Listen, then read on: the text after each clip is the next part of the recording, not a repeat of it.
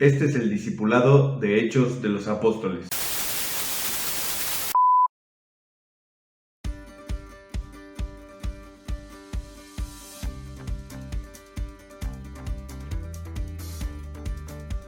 Vamos a seguir leyendo lo que decía Gamaliel. En este caso, les aconsejo que dejen a estos hombres en paz. ¡Suéltenlos! Si lo que se proponen y hacen es de origen humano, fracasará. Pero si es de Dios, no podrán destruirlos, y ustedes se encontrarán luchando contra Dios. Se dejaron persuadir por Gamaliel. Este tercer punto, muy relacionado con el anterior, es la persistencia del Evangelio. Es decir, el Evangelio no solo ha durado mucho tiempo y va a durar, te lo aseguro, de aquí a que regrese el Señor. Siempre va a haber una iglesia, siempre va a haber un remanente fiel que lo crea. Es más, si no es así, significa que el Evangelio es falso.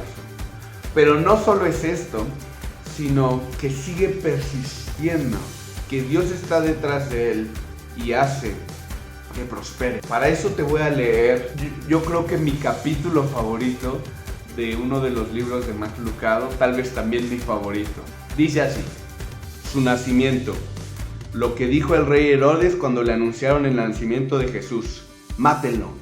En este rincón del mundo hay espacio solo para un rey. El número de líderes religiosos que creyeron que en Belén había nacido un Mesías: 0.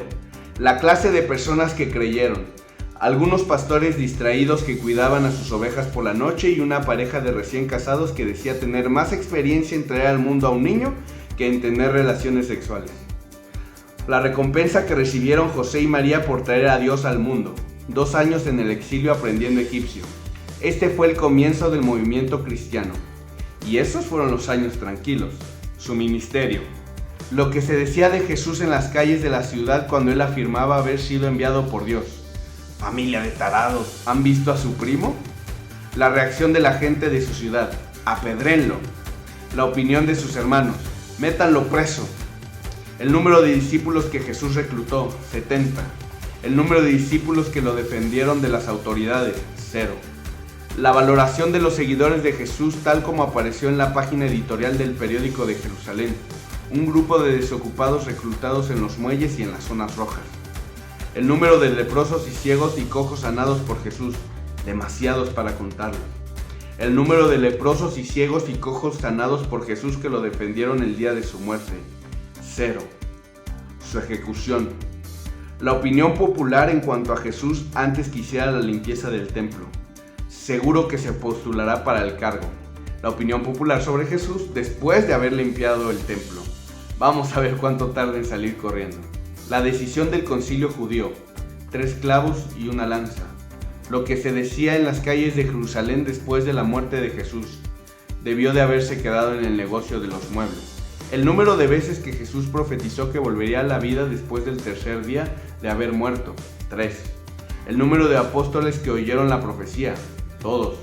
El número de apóstoles que esperaron ante la tumba para ver si se cumplía lo que había dicho: 0. El número de sus seguidores que creyeron en la resurrección antes de que ocurriera: saca tú mismo la cuenta. Las apuestas que a lo mejor se hicieron en las esquinas del día siguiente de la crucifixión sobre la posibilidad que el nombre de Jesús llegara a ser conocido en el año 2000. Mejor te voy a dar las posibilidades de que resucitara entre los muertos. Su movimiento. La reacción oficial de los líderes judíos a los rumores de la resurrección: por supuesto que dicen que está vivo. ¿Qué otra cosa iban a decir? La verdadera respuesta de los líderes judíos a la resurrección de Jesús: un gran número de los sacerdotes judíos creyeron y obedecieron. La decisión de los líderes judíos sobre la iglesia: si su plan viene de autoridad humana, fracasará. Pero si es de Dios, ustedes no podrán detenerlo. La reacción de la iglesia: el número de los seguidores crecía. La reacción oficial de los líderes judíos a la conversión de Saulo: ¡qué mal rayo te parta, fariseo traidor! No pasarán meses antes de que vengas a parar a la cárcel. ¿Y entonces qué harás? ¿Dedicarte a escribir cartas? ¿Qué entendió Saulo, llamado después Pablo, que sus ex colegas no entendieron? Dios dio a Jesús como el medio de recibir el perdón de pecados. El movimiento continúa. La creencia del filósofo francés Voltaire: La Biblia y el cristianismo habrán pasado dentro de 100 años. Él murió en 1778. El movimiento continúa. Lo que afirmó Friedrich Nietzsche en 1882. Dios ha muerto. El amanecer de la ciencia, creía él, sería el fin de la fe. La ciencia ha amanecido. El movimiento continúa. La forma en que el diccionario comunista define a la Biblia es una colección de leyendas fantásticas sin ningún respaldo científico. El comunismo se está extinguiendo. El movimiento continúa. El descubrimiento hecho por cada persona que ha tratado de sepultar la fe, el mismo que hicieron los que trataron de sepultar a su fundador. Él no permaneció en la tumba. Los hechos. El movimiento nunca ha estado más fuerte.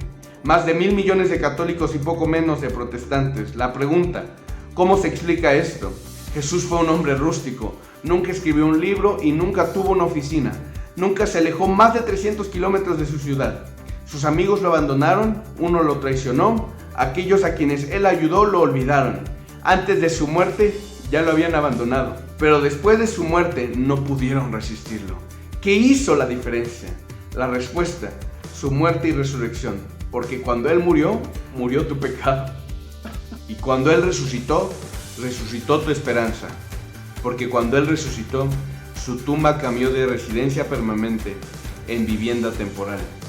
La razón por qué lo hizo, el rostro en tu espejo. El veredicto después de 2 milenios.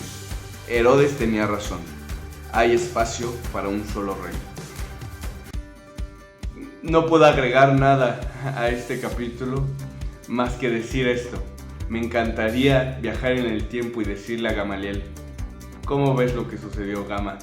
Hubieras creído, hubieras aceptado y no esperar a ver si sí prosperaba el movimiento. Hubieras visto la evidencia. Jesús partió la historia en dos y 2000 años después el movimiento continúa.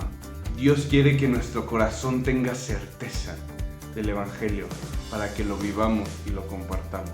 Voy a leer la última parte. Entonces llamaron a los apóstoles y luego de azotarlos, les ordenaron que no hablaran más en el nombre de Jesús. Después de eso los soltaron. Así pues, los apóstoles salieron del consejo llenos de gozo por haber sido considerados dignos de sufrir las afrentas por causa del nombre. Y día tras día, en el templo y de casa en casa, no dejaban de enseñar y anunciar las buenas nuevas de que Jesús es el Mesías. Este último punto lo llamaría la transformación.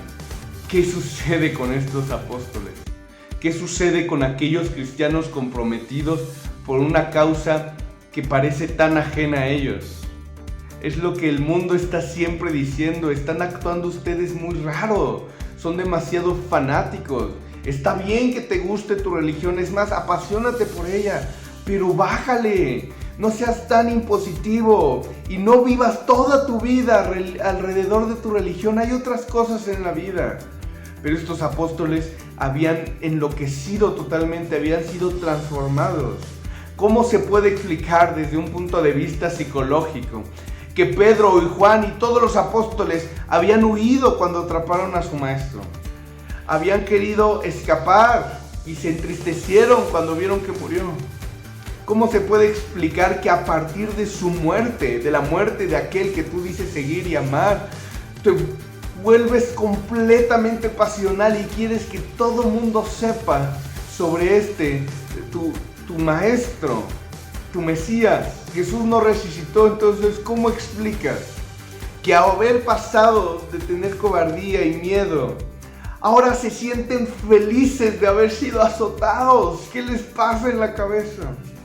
Yo creo que solo hay una explicación posible, y es que el Señor resucitó. Y lo mismo podemos tener nosotros, esa misma convicción en el corazón. Pero creo que debemos de buscar al Espíritu Santo, que es quien es testigo de todas esas cosas y sobre todo es quien puede convencer y transformar a nuestro corazón. Creo que lo necesitamos, sí, en un principio, cuando creemos por primera vez y nos hacemos hijos de Dios y tenemos vida nueva, pero lo necesitamos también cada día para confirmarnos y reafirmarnos. Y ese es el reto de esta semana. Te pido, busca al Señor, busca a Dios con todo tu corazón, hasta que sepas que está convenciéndote y ha encendido una nueva pasión. por él. Espero que les sirva este video y nos estamos viendo a la próxima.